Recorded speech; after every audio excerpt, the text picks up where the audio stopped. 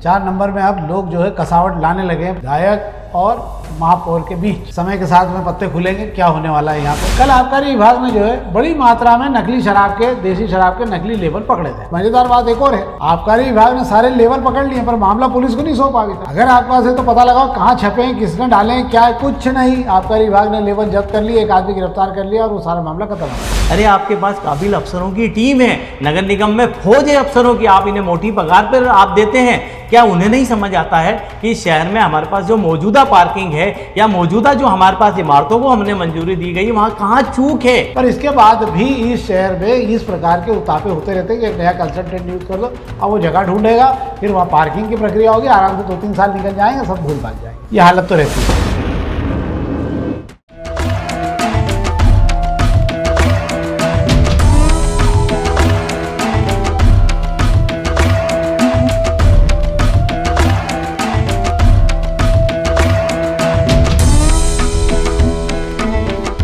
नमस्कार, शाम के अखबारों की चर्चा चाय के साथ। आज हम शाम के अखबारों की चर्चा कर रहे हैं। कल महापौर जी के कार्यकाल के 3 साल पूरे हो गए, उस पर भी हम बात करेंगे। और क्षेत्र क्रमांक 4 में एक नया बखेड़ा खड़ा हो गया। पार्षदों ने जो है उसका बहिष्कार किया कार्यक्रम का। कल उन्होंने जो है कार्यक्रम नहीं किया था, इस पर हम आखिरी में बात करेंगे। ये एक नई राजनीति शुरू होगी 4 नंबर में। 4 नंबर में अब लोग जो है कसावट लाने लगे हैं पार्षद और विधायक और महापौर के बीच। समय के साथ में पत्ते खुलेंगे, क्या होने वाला है यहाँ पे। पर हम खबरें शुरू करते हैं। शेखर जी शुरू करें। आज हम दोपहर की खबरों से चालू कर रहे हैं, पहले पेश की खबर से।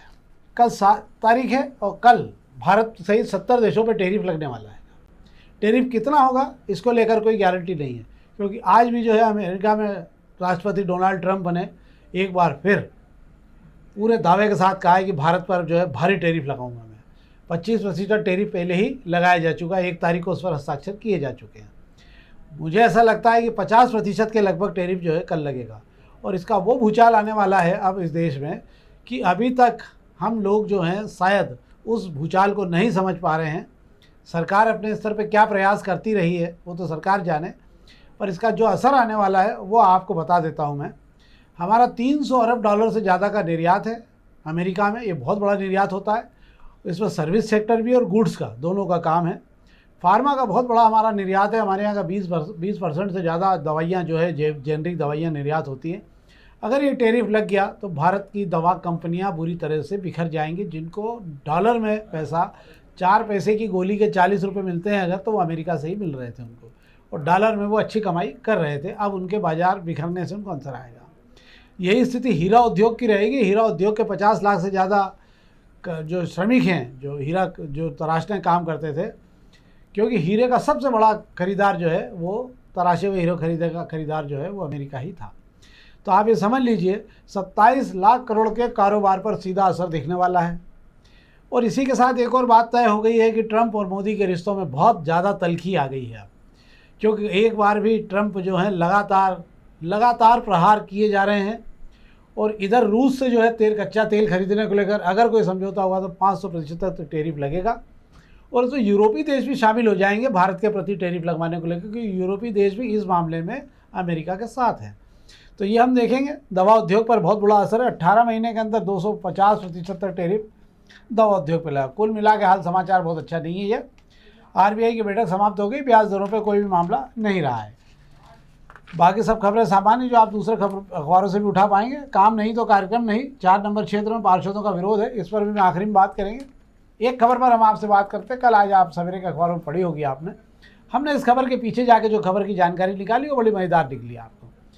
कल आबकारी विभाग ने जो है बड़ी मात्रा में नकली शराब के, देसी शराब के नकली लेबल पकड़े थे और उसको लेकर बड़ा प्रचार किया गया कि लेबल पकड़े हैं।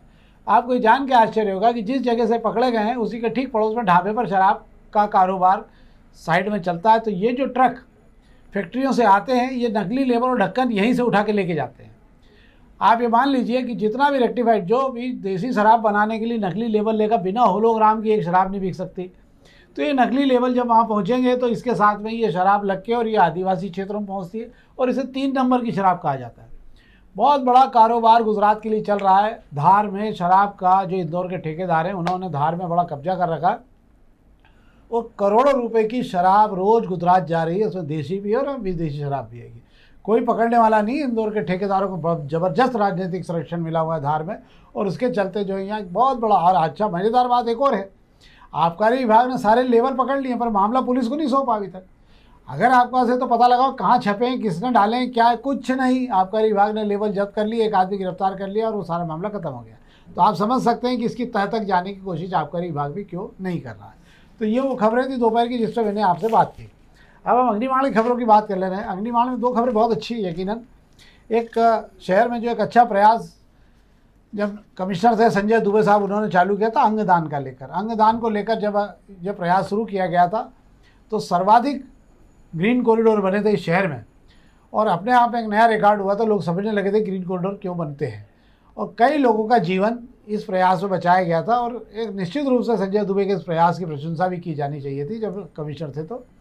पर दुर्भाग्य हो रहा है कि इसमें जागृति अभी तक नहीं आ पा रही है, और इसलिए भी नहीं आ पा रही है कि लगातार जो लोग इसके लिए प्रयास कर रहे हैं, उनके नाम भी बता देता हूँ आपको जो इसकी मेहनत करते हैं।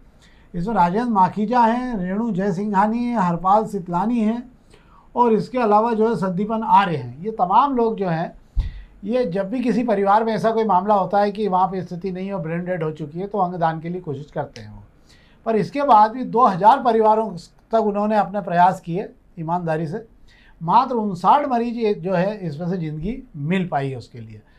ये एक बात है। क्या शेखर जी? जी बिल्कुल आप सही कह रहे हैं। मैं आपको बता देता हूँ, अंगदान देहदान जो चीज़ होती है उस परिस्थिति में दी जाती है। यह भी हमें समझना होगा कि जब कोई एक्सीडेंटल मौत होती है, इसकी बात कर लें कि जिसमें सर में चोट आ जाने के बाद में कोई कोमा में चला जाता है, फिर उसका शरीर काम का नहीं होता है, या जो एक्सीडेंटल डेथ जिसको कहते हैं, उस डेथ की कंडीशन में जो होता है कि आपके जो अंग हैं वो अपना काम करते रहते हैं, उससे में सलाह दी जाती है कि डेथ हो चुकी हैगी, ऐसे में ये जो अंग है इनका समय रहता है अगर दान कर दिया जाए तो किसी और की ज़िंदगी को बचा सकते हैं। हम बात कर लेते हैं दिल की बात कर लेते हैं, हम किडनी की बात कर लेते हैं, हम बात कर लेते हैं लीवर की बात कर लेते हैं। ये वो महत्वपूर्ण शरीर के अंग हैं जिनके अंगदान को लेकर ग्रीन कॉरिडोर बनता है। इस मामले में बिल्कुल आपने सही कहा कि संजय दुबे जी जब इंदौर में कमिश्नर रहे, उनके रहते इस पर पहल की गई थी और इस पर काफ़ी काम भी हुआ है। हम देखते थे अभी कुछ सालों पहले तक लगातार इंदौर में ग्रीन कॉरिडोर बनते थे, और ये ग्रीन कॉरिडोर को लेकर भी इंदौर की एक पहचान हो गई थी।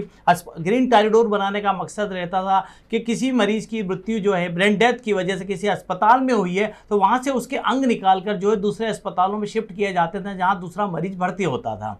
इस मामले में बिल्कुल सही है, कुछ संस्थाएं बहुत अच्छा काम करती है, उसमें मुस्कान ग्रुप हो चुका हैगा, इसके अंदर बात है महर्षि दधीची एवं अंगदान एवं देहदान समिति भी इसमें काम कर रही है। जो लोगों के नाम आपने बताए हैं वे वाकई इस मामले में जैसे ही ब्रेन डेथ की सूचना उन्हें अस्पताल से मिलती है, अस्पताल वाले उन्हें सूचना देते ये लोग पहुंच जाते हैं और उन परिवारों को समझाने की कोशिश करते हैं कि अब चूंकि डेथ हो चुकी है तो इनके अंग का जो है दान किया जा सके। इसके लिए 59 परिवार मरीजों को ही अभी तक इसका फ़ायदा मिल पाया। इससे हमें सोचना होगा कि जब हमने 2000 परिवारों की काउंसलिंग की और 59 ही देहदान अंगदान देने के लिए तैयार हुए, तो कहीं ना कहीं मुझे लगता है अभी और जागरूकता की कमी है और काम करने की ज़रूरत है। मेरा ऐसा मानना है कि हमारा कोई गया, उस दर्द को तो हम भुला नहीं सकते हैं, लेकिन उसके जो अंग हैं वो किसी के काम आ सकते हैं। तो किसी के दिल को वो दिल में धड़केगा, किसी के लीवर में वो काम करेगा, किसी की आंखों में वो दिखेगा, किसी की किडनी में वो काम देगा, तो आपको लगेगा अपना व्यक्ति आज भी कहीं ना कहीं आपको जीवित नजर आएगा। और सबसे बड़ा अंगदान जो है सबसे बड़ा दान कहलाता है अपने जीवन में।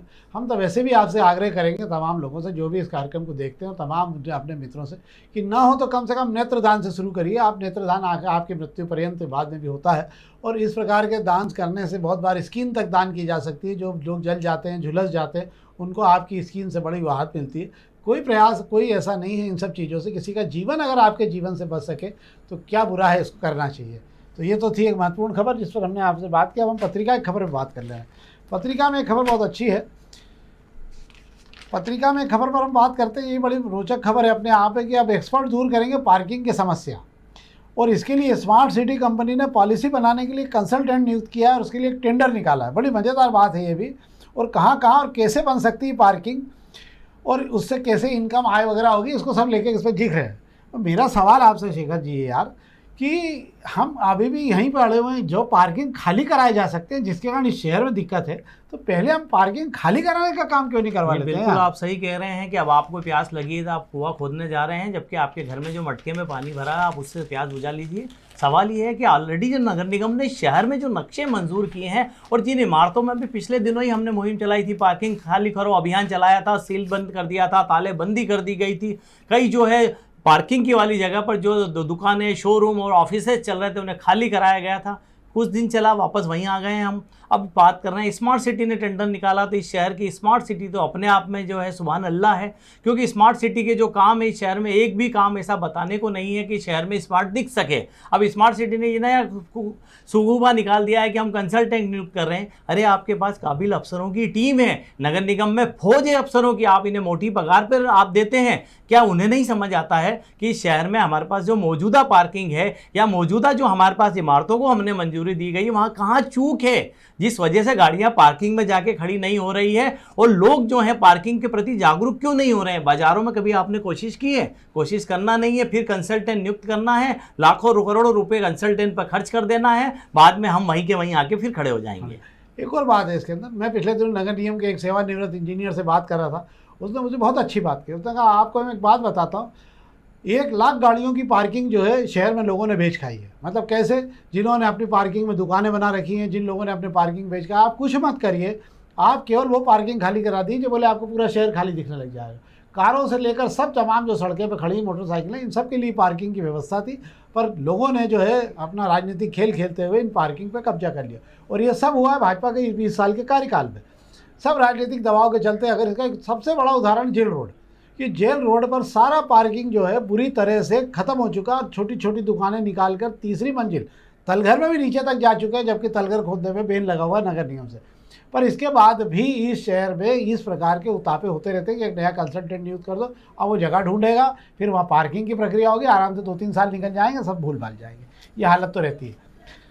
अब हम बात कर लें प्रभात किरण की खबर की, संक्षेप में बात कर लेते हैं। प्रभात किरण में खबर, ये भी अच्छी खबर है कि एक तो इंदौर में 2 साल पहले एक लेब बनी थी, और मुझे लगता है शायद कमलनाथ जी के समय पे ये अभियान शुरू हुआ था जब मुख्यमंत्री थे, कि जहाँ मिलावट वहाँ सिलावट वाला अभियान चला था। तो शीत से युद्ध, हाँ, शीत से युद्ध करके एक मुहिम शुरू की गई हाँ, शुद्ध, जहाँ शुद्ध वहाँ युद्ध, ऐसा कुछ था। और उसके बाद में अभियान चला और उन्होंने मार इसको लेकर, पर वो लेब बने कहीं चली गई है। लेब बने में 2 साल हो गए, लेब में सारा सामान आ चुका है, लेब में सारे उपकरण आ चुके हैं, पर अभी भी जो है नमूने जो हैं वो भोपाल ही जा रहे हैं। मेरे को बात समझ में नहीं आती कि नमूनों की कमी भोपाल में कि इंदौर में है, क्या है? सबसे बड़ा सवाल ये है कि नमूनों की कमी इंदौर में भोपाल में विषय तो अलग हो गया है, पर वो अफसर नमूने हैंगे जो ये इसको सर्टिफिकेट नहीं दिला पा रहे हैं। आपको बता दूं, ये लेब जो 2 साल पहले बनकर तैयार कर ली गई थी, वजह ये थी कि जितने भी सैंपलिंग जो खाद्य विभाग करता है उसकी जाँच के लिए, खास करके मैं आपको बता दूँ खाद्य विभाग की कब झकता हैगा। अभी त्यौहार का सीजन आ गया, राखी आ गई है, बाद में दिवाली आ जाएगी,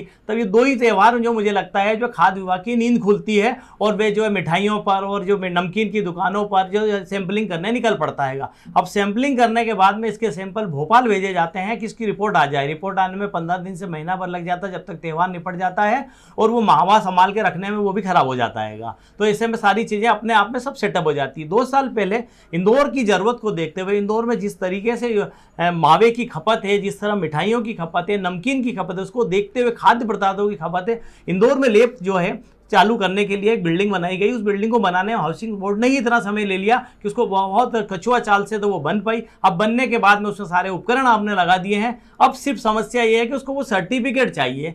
जिस जगह से वो सर्टिफिकेट, जिस संस्था से मुझे सर्टिफिकेट मिलता है, जब तक वो नहीं मिल जाता तब तक आप नमूनों की जांच नहीं कर सकते। आपने जांच कर भी ली तो वो नमूने पे जो जांच की रिपोर्ट है वो मान्य नहीं होगी जब तक सर्टिफिकेट नहीं होगा। अब चूंकि भोपाल में एक ही लैब है, पूरे सूबे से वहाँ पर जो है नमूने जाते हैं, अब रिपोर्ट आने में तो वक्त लगेगा ही। तो ये भी कमाल ही कहा जाएगा कि अभी नमूने जो हैं वो चक्कर में यह पूरी लैब उलझी हुई पड़ी हुई है। अब मेरे को दूसरी चीज़ भी लगती है आपको इसमें कि सवाल ये नहीं उठता कि नमूने का मामला है ये अंदर, इसमें जो मशीनें लगी हुई हैं उनकी सब की भी जो है ना वारंटी पीरियड होता है, जो वो सब खत्म हो चुका रहेगा। जब ये मशीनें चालू होगी, जब तक इनका कार्यकाल समाप्त हो चुका रहेगा, अब इसमें शिकायतें बढ़ेगी तो ये खत्म हो जाएगा। अब राजनीतिक चर्चा पर बात कर लेते हैं। आज की एक चर्चा है क्षेत्र क्रमांक 4 में। कल जब पूरे 85 वार्डों में महापौर जी ने कहा था कि बड़ा अभियान चलेगा और जो है हर वार्ड में काम किया और हर वार्ड को हम जो है अलग अलग वक्ता भेजे जा रहे हैं, और 4 नंबर के पार्षदों ने इस पूरे कार्यक्रम से दूरी बना ली थी और दूरी बनाकर उन्होंने कोई कार्यक्रम नहीं किया है। उनका कहना था कि जो विकास होना था 4 नंबर क्षेत्र में वो नहीं किया गया है। तो क्या वहाँ दशहरा मैदान में पोहे भजिए के कार्यक्रम चलता रहा? 4 नंबर में हुआ क्या नहीं है, क्या है? मैं आपको बता देता हूँ कि नगर निगम में भाजपा की परिषद के 25 बरस पूरे हो चुके थे, कल 5 अगस्त को पूरे हुए हैं, और इसी के साथ में महापौर पुष्य मित्र भार्गव परिषद के भी 3 साल पूरे हो गए। ऐसे में तय किया गया था भाजपा संगठन और महापौर पुष्य मित्र भार्गव ने मिलकर कि हर वार्ड में कार्यक्रम किए जाए और कम से कम 5 काम किया जो है बखान किया जाए, और 25 साल में जो हमारे जितने पार्षद रहे उनको भी बुलाया जाए, उनके भी कामों की वाहवाही की जाए। इस सब की तैयारी कर ली गई थी। पर चूंकि आप बात कर रहे हैं 4 नंबर की, 4 नंबर में महापौर पुष्य मित्र भार्गव और पूर्व महापौर मालिनी गौड़ जो 4 नंबर क्षेत्र की विधायक भी है, उनके बीच में जो तनातनी चली आ रही, जो खींचतान चली आ रही, वो कल भी दिखाई दी गई।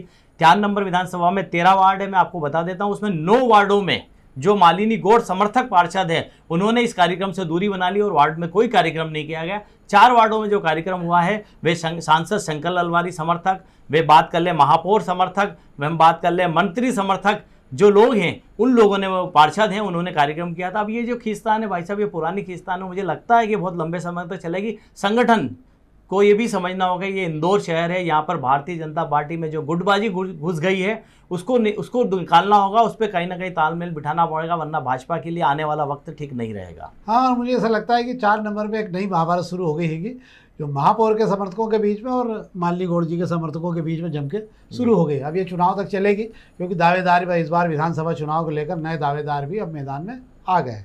तो ये तो राजनीतिक चर्चा हमारी, जिस पर हमने आपसे बात की। हम चाहेंगे इस कार्यक्रम को आप अधिक से अधिक लोगों तक पहुँचाएँ, अपने मित्रों तक, और अधिक से अधिक लाइक करें। बहुत बहुत धन्यवाद।